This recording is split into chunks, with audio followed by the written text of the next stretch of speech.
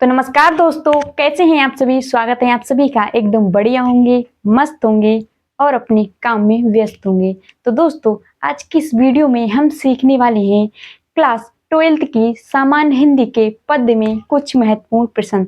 तो दोस्तों, वीडियो को एंड तक जरूर देखिएगा। वीडियो को छोड़कर भागना नहीं है, क्योंकि दोस्तों वीडियो बहुत ही इंटरेस्टिंग और मजेदार होने वाला है।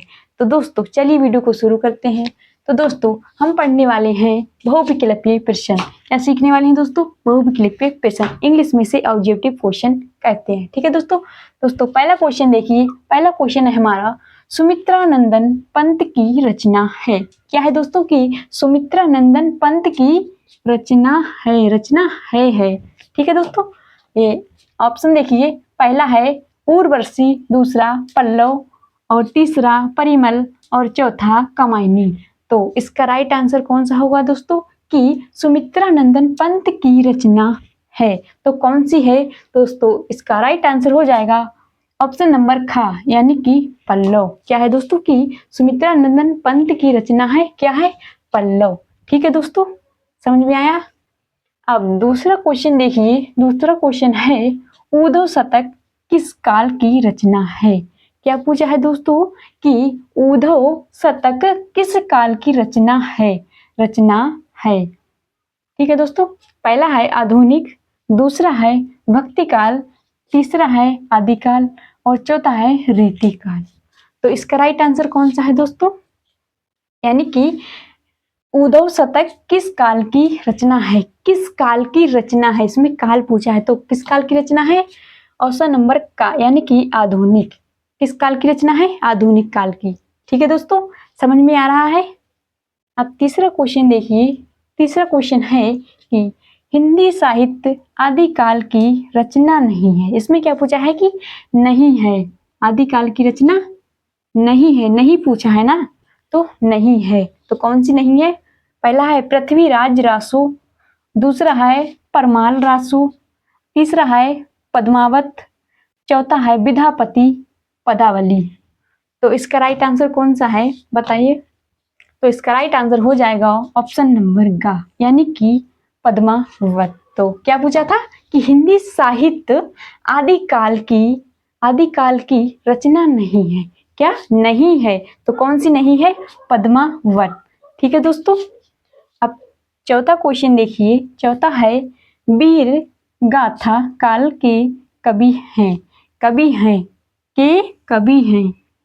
हैं कौन है? का है भूषण, खा है बिहारी लाल और गा है केशव और घा है चंद्रवरदाई। तो इसका राइट आंसर कौन सा है? तो दोस्तों, इसका राइट आंसर हो जाएगा ऑप्शन नंबर घा, यानी कि चंद्रवरदाई। क्या पूछा था? कि वीर गाथा के कवि हैं तो कौन है? चंद्रवरदाई। ठीक है दोस्तों। तो दोस्तों, पांचवा क्वेश्चन देखिए। पांचवा क्वेश्चन है हमारा, प्रिय प्रभास के रचनाकार हैं। क्या है दोस्तों? कि प्रिय प्रभास के रचनाकार हैं कौन है? का है मैथिली शरण गुप्त, खा है अयोध्या सिंह उपाध्याय हरिओद और गा है भारतेंदु हरिश्चंद्र और घा है रामधारी सिंह दिनकर।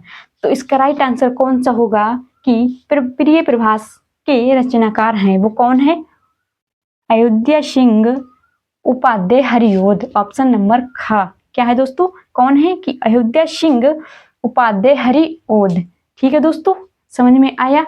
तो दोस्तों, इसी तरह से एग्जाम में पूछे जाते हैं, तो दोस्तों मन लगा के पढ़ना। तो दोस्तों, अब छठा क्वेश्चन पढ़िए। छठा क्वेश्चन क्या है? कि निम्नलिखित में से कौन सी रचना भक्ति काल में लिखी गई। क्या है दोस्तों? कि निम्नलिखित में से कौन सी रचना भक्ति काल में लिखी गई। तो कौन सी लिखी गई? ऑप्शन देखिए। पहला है ऊधव शतक, दूसरा है सूर सागर, तीसरा है कमायनी और चौथा है साकेत। तो इसका राइट आंसर कौन सा होगा? इसका सही आंसर कौन सा है दोस्तों बताइए। आपने पढ़ा होगा कि निम्नलिखित में से कौन सी रचना भक्ति काल में लिखी गई। तो कौन सी लिखी गई? सूर सागर, ऑप्शन नंबर खा, सूर सागर। कौन सी रचना लिखी गई? सूर सागर। ठीक है दोस्तों, अब सातवां क्वेश्चन देखिए। सातवां है, निम्नलिखित में से श्रृंगार और लक्षण ग्रंथों की रचना किस काल में हुई? क्या है पूछा है दोस्तों कि निम्नलिखित में से श्रृंगार और लक्षण ग्रंथों की रचना किस काल में हुई? तो कौन सी काल में हुई?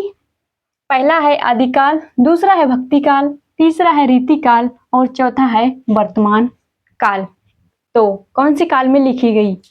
तो दोस्तों ये रचना जो है वो रीति काल में लिखी गई। ऑप्शन नंबर गा यानी कि रीति काल। क्या पूछा था कि निम्नलिखित में से श्रृंगार और लक्षण ग्रंथों की रचना किस काल में लिखी गई? तो कौन से काल में लिखी गई? रीति काल में, यानी कि रीति काल में। ठीक है दोस्तों, समझ में आ रहा है दोस्तों? अच्छे से पढ़ाई करना जिससे कि आपका एग्जाम में अच्छा नंबर आए। तो आठवां क्वेश्चन है हमारा कि निम्नलिखित में से कवि भूषण का कौन सा ग्रंथ है? क्या पूछा है दोस्तों कि निम्नलिखित में से कवि भूषण का कौन सा ग्रंथ है? तो कौन सा ग्रंथ है? पहला है दोहावली, दूसरा है दान लीला, तीसरा है शिवा बावनी और चौथा है उदो शतक। तो इसमें सही आंसर कौन सा होगा कि निम्नलिखित में से कवि भूषण का कौन सा ग्रंथ है? तो कौन सा ग्रंथ है? इसका राइट आंसर हो जाएगा ऑप्शन नंबर गा यानी कि शिवा बावनी। क्या है? शिवा बावनी। ठीक है दोस्तों, इसी तरह से आपको याद रखना है। तो दोस्तों अब नवा क्वेश्चन देखिए। नवा क्वेश्चन है हमारा कबीर के गुरु का नाम था। क्या है कि कबीर के गुरु का नाम था। दोस्तों आपको पता होगा कि कबीर दास के गुरु का नाम क्या है, आपने जीवन परिचय में पढ़ा होगा। तो दोस्तों बताइए इस कबीर दास के गुरु का नाम क्या है? तो ऑप्शन देखिए, का है वल्लभाचार्य और खा है नरहरिदास, गा है रामानंद और घा है रामकृष्ण परमहंस। तो इसका सही आंसर कौन सा है? यानी कि कबीर दास के गुरु का नाम क्या है? तो कबीर दास के गुरु का नाम है नरहरि दास, यानी कि ऑप्शन नंबर खा नरहरि दास। कबीर के जो गुरु थे उनका नाम क्या है?